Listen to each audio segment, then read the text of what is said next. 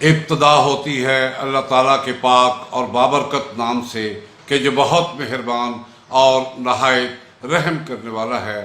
آج کی بات پروگرام میں میں ہوں طارق امین خالد، ایڈوکیٹ۔ یوم تکبیر، پاکستان کے ایٹمی دھماکوں کا دن آیا اور خاموشی سے گزر گیا۔ نہ اس دن کوئی چھٹی تھی، نہ اس دن کچھ اور ہوا۔ ہاں، البتہ ٹیلی ویژن اور اخبارات میں کچھ پروگرام ضرور ہوئے، لیکن میں سمجھتا ہوں کہ یوم تکبیر اپنی اہمیت اور افادیت کے لحاظ سے اس قدر اہم تھا کہ اس سلسلے میں گورنمنٹ کو نہ صرف چھٹی کرنا چاہیے تھی بلکہ ریلیاں، جلسے، جلوس بھی ہونے چاہیے تھے۔ پوچھیں گے کیوں؟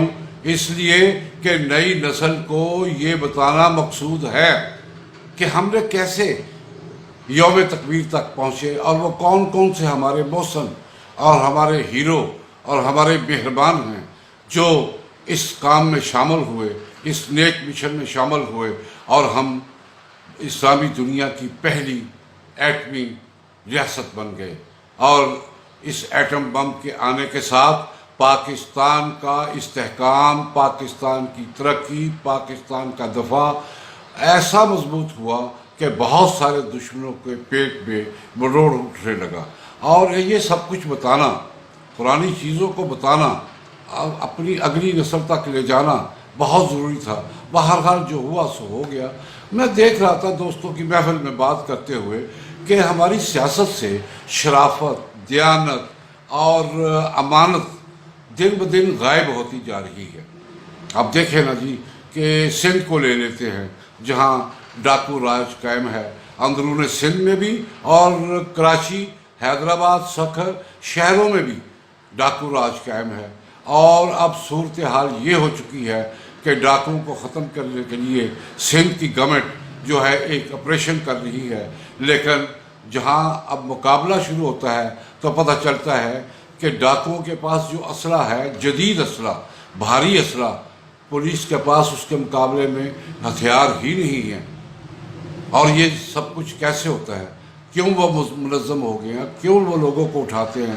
اغوا اور تاوان اور دیگر جرائم میں ڈاکو سرعام اٹھاتے ہیں اور بندوں کو لے جاتے ہیں۔ اور یہ صرف کراچی کا حال نہیں ہے، پنجاب میں بھی یہ صورتحال ہے، اور جنوبی پنجاب میں بھی ڈاکوؤں کا منظم گروہ جو ہے اس کے ساتھ مقابلہ پولیس کا جاری ہے۔ اس سے پہلے چھوٹو گینگ تھا۔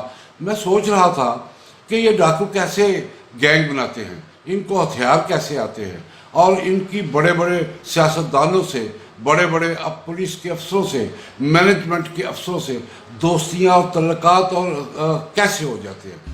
کہا جاتا ہے کہ جب دیانت، امانت اور شرافت سیاست سے اٹھ جائے اور اس کی جگہ بندوق، ڈنڈا، گنڈاسا اور غنڈہ عناصر آ جائے تو پھر ڈاکوؤں کے گروہ منظم ہو جایا کرتے ہیں، منشیات فروشوں کے گروہ منظم ہو جایا کرتے ہیں، جرائم پیشہ لوگوں کے گروہ منظم ہو جایا کرتے ہیں۔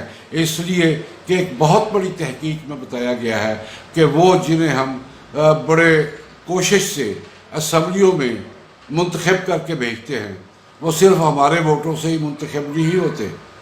ان کے پس پردہ بعض جگہوں پر، یہ بعض جگہوں کی بات کر رہا ہوں، بعض جگہوں پر یہی ڈاکو، یہ غنڈہ عناصر ان کی پیروی کرتے ہیں، ان کی پشت پرائی کرتے ہیں، اس لیے کہ جب یہ لوگ اسمبلیوں میں جائیں گے تو یہ ہمارے مائی باپ ہوں گے۔ اور ہوتا بھی یہ ہے، اور یہ کوئی ڈھکی چھپی بات نہیں ہے۔ ہندوستان میں چونکہ ہماری نسبت فلم سازی جو ہے وہ بہت وسیع ہے، وہ ہر موضوع پر فلم بنا لیتے ہیں، حتیٰ کہ وہ اپنے بھگوان پر بھی فلمیں بنا لیتے ہیں۔ لوگ کچھ نہیں کہتے، دیکھتے ہیں اور سمجھتے ہیں کہ باتیں ٹھیک ہے۔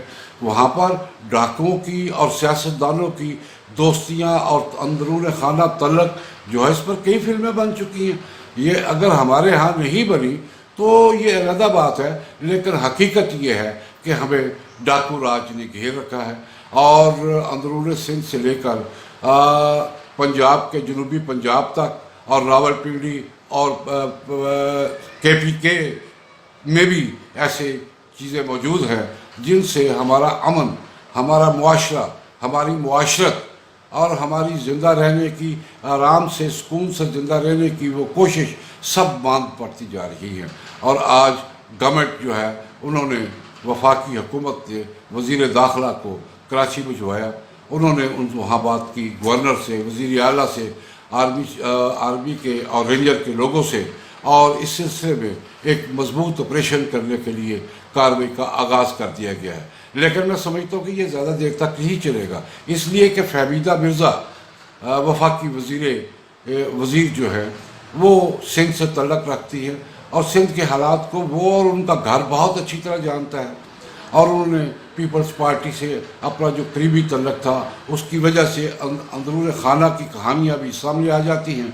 तो वो कह रही हैं, सवाल ये उठा रही थी कि 13, 14, 15 साल से सिंध में जो है ये गवर्नमेंट है पीपल्स पार्टी की, और फिर भी वहाँ पर लाड़काना में, जामशोरू में और तमाम बड़े शहरों में, बनुआकल में, इधर उधर, आप तो सिर्फ अंदरून सिंध की बात करते हैं, सब जगह पर डाकू राज कायम है और बड़े मजबूत और मुनज़्ज़म गैंग मौजूद है, और उनकी सरपरस्ती उनके मुताबिक हमारे कुछ सियासतदान, हमारे कुछ मेंबरान असम्बली कर रहे हैं, जिससे ये सूरत हाल पैदा हुई। यहाँ बात तो बहुत लंबी है, लेकिन मेरे प्रोग्राम का वक्त बहुत थोड़ा होता है, इसलिए अब मैं बात करूँगा गुडानी ship yard, breaking ship yard की, कि जहाँ पर हमारे किसी बहुत ही मेहरबान पाकिस्तानी ने एक ऐसा बहरी जहाज़ जो है वो ख़रीद किया कि जिसको ना तो बांग्लादेश में लंगर अंदाज होने की जो है इजाज़त मिली और ना ही हिंदुस्तान में, क्योंकि उसमें बताया जा रहा है कि उसमें 1500 टन मरकरी तेल मौजूद है, जो ना सिर्फ इंसानों के लिए बल्कि आबी हयात के लिए भी इंतहाई ख़तरनाक है। और 21 मई को उस जहाज़ को इंटरपोल की वार्निंग के बावजूद वहाँ पर शिप ब्रेकिंग के लिए गुडानी में लंगर अंदाज कर दिया गया और काम भी शुरू कर दिया गया, जिससे इब्तदाई इतलात के मुताबिक वहाँ काम करने वाले सैकड़ों मजदूरों में खारिश की, दमे की, सांस के रुकने की और ऐसी दीगर बीमारियों की अलामत तेज़ी से ज़ाहिर हो रही है। और देखें ना जी कि मुल्क में कोरोना की तीसरी लहर चल रही है, और हम इससे बचने के लिए वो तमाम ज़ाब्ते और तमाम असूल जो हैं उन पर अमल कर रहे हैं। हुकूमत को वक्त पड़ा हुआ है, वैक्सीनेशन हो रही है, और सिर्फ पैसा कमाने के लिए यार पूरी दुनिया की उन बातों को नज़रअंदाज करते हुए, इंटरपोल को नज़रअंदाज करते हुए आपने जहाज़ को वहाँ पर गुडानी में जो है वो नज़रअंदाज कर दिया। याद नहीं है आपको कि इसी गुडानी में शिप ब्रेकिंग के दौरान कितनी ज़बरदस्त आतिशज़दगी हुई थी और कितने मजदूर, कितनी कीमती जानें जो हैं ज़ाया हो गई थी, और उसके बाद भी ऐसे वाक़यात हुए। और अब इन तमाम वाक़यात को भूलते हुए हमारे उन तमाम ज़ुम्मेदारों ने, जिनके बारे में मैं समझता हूँ कि वो सिर्फ पैसे के बच्चे हैं, पैसे के पुत्र हैं, और उनको ना मुल्क से दिलचस्पी है, ना उन्हें आवाम से दिलचस्पी है, ना उन्हें मजदूरों से दिलचस्पी है। अगर उन्हें दिलचस्पी है तो सिर्फ दौलत से दिलचस्पी है, और उन्होंने उसे लंगर अंदाज कर दिया।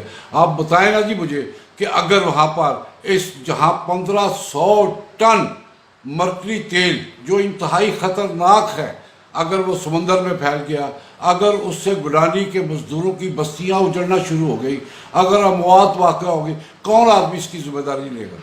क्या वो सिंध के हुकूमत इसकी ज़िम्मेदारी लेगी? क्या बलूचिस्तान की हुकूमत इसकी ज़िम्मेदारी लेगी?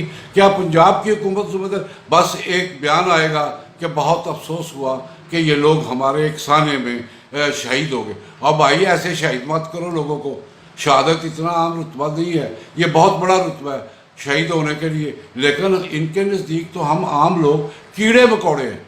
मुझे तो यही लगता है अगर किसी और मुल्क में, अव्वल तो वो जा ही नहीं सकता था, अगर बांग्लादेश और इंडिया ने उसे नहीं लंगर अंदाज होने दिया तो पाक और बड़े मुल्क कैसे लंगर अंदाज होने देते? बहरहाल वो उनमें होता तो अब तक तमाम लोग जो है ना वो अपने घरों को पहुंच चुके होते नौकरियों छोड़कर, और उनको जेलें उनका ठिकाना होती। लेकिन इंतहाई दुख और इंतहाई अफसोस के साथ कहना पड़ता है कि वो जहाज़ अभी तक वहाँ खड़ा है और उसकी ब्रेकिंग भी हो रही है।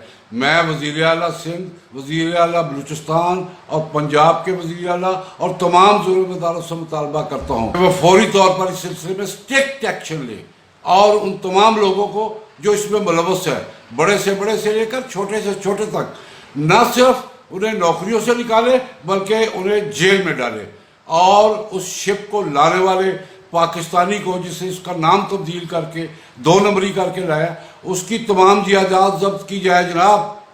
اور کیوں؟ اس لیے کہ ایسے لوگوں کو اگر سزا نہیں ملے گی تو گڈانی پر ایسے جہاز بھی نظر انداز ہوں گے، ڈاکو راج بھی قائم ہوگا، تیگانی ڈاکو گینگ بھی آئے گا، اور وہ چھوٹو گینگ بھی آئے گا، اور وہ دوسرے گینگ بھی آئیں گے۔ اور یار خدا کے واسطے پاکستان خوبصورت ملک ہے، اسے خوبصورت رہنے دیں، پرامن رہنے دیں، اپنے حصے کا کردار ادا کریں۔ میں نے اپنے حصے کا کردار بطور ایک اخباری رپورٹر کے کر دیا ہے، اب آپ کی مرضی ہے، آپ اسے سننے کے بعد اسے قومی مشن کے تحت وائرل کر دیں تاکہ بات ان سوئے ہوئے حکمرانوں تک پہنچے جناب، اور وہ دیکھیں کہ یہ ہمارے ساتھ کیا ظلم ہو رہا ہے۔ ہم تو پہلے شکار ہے کرونا کا، اور اس کے بعد ڈینگی کا بھی ماحول جو ہے اگلے مہینے سے شروع ہونے والا ہے۔